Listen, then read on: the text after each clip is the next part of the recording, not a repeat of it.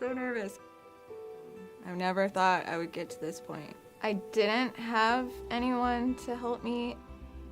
Alone with the street lifestyle, which is the drugs, the escorting, and all that other stuff. Homelessness is just another part of that, and it's a scary place because you never know how you're gonna eat, where you're gonna sleep. You never know what you're gonna get in that type of situation of being outside four walls instead of the safety net of being in an apartment or anywhere, even a shelter.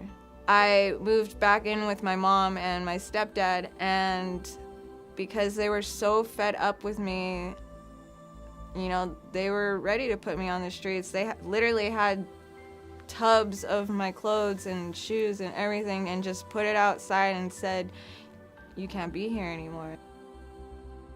I get to work with people who struggle with addiction and depression disorders, domestic violence issues, suicidal issues, various different things, and I suffered from all of those myself at one time, and by the grace of God, I was able to walk away and be able to be a living testimony to other people that recovery is possible.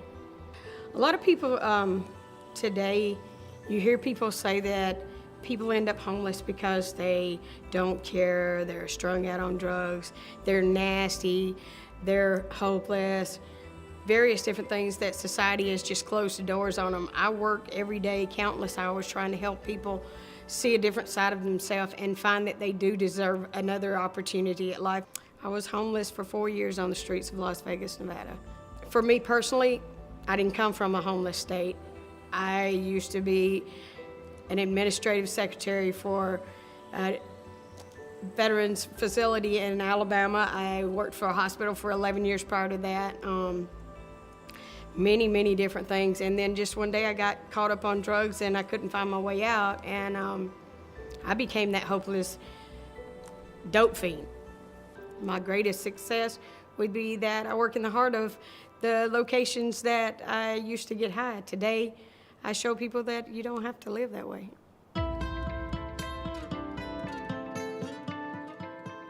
I first became homeless here in Vegas, right off of Boulder Highway. Funny enough, it was the same neighborhood where I was living.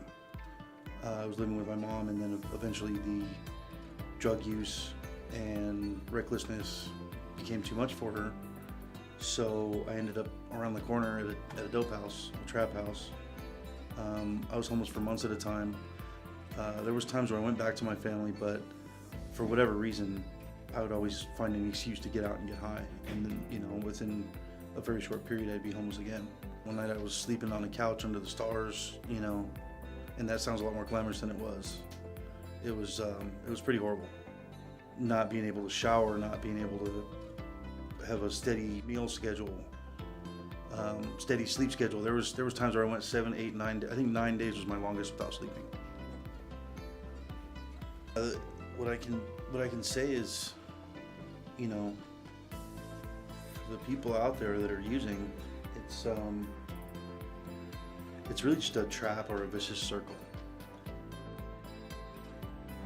Well, I've been working with the homeless here in Las Vegas for approximately 10 years. I think some of the more common barriers are access to services. Transportation is always a big issue. And then there's, you know, the usual fundamental ones of sleeping, eating, bathroom.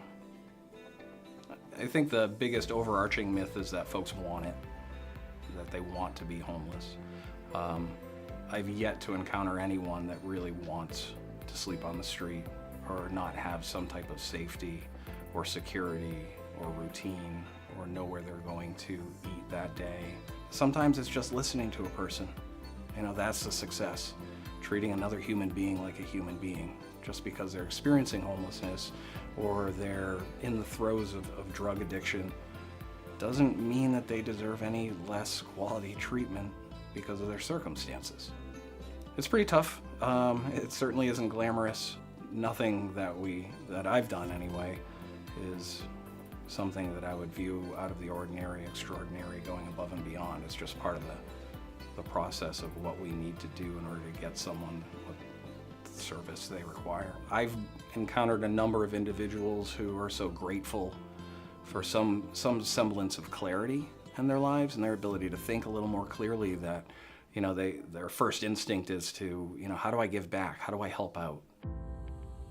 My lawyer said if I go to inpatient treatment for 90 days, he'll get it dropped. And, you know, my next door neighbor works for West Care, and she got me right in, and I really, I'm glad that I came.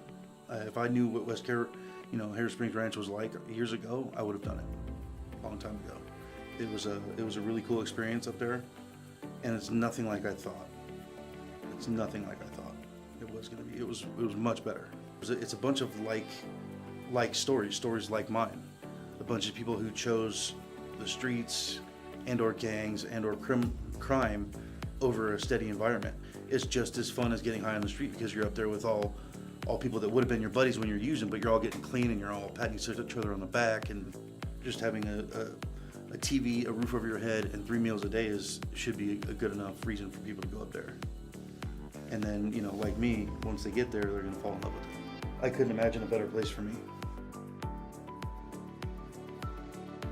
Honestly, I'm most grateful for my sobriety. I've never thought I would get to this point. If you asked me 10 months ago that I'm almost a year clean, I would have probably laughed in your face. I'm not only grateful for my sobriety, like, I have my family back, something that's really important to me, because,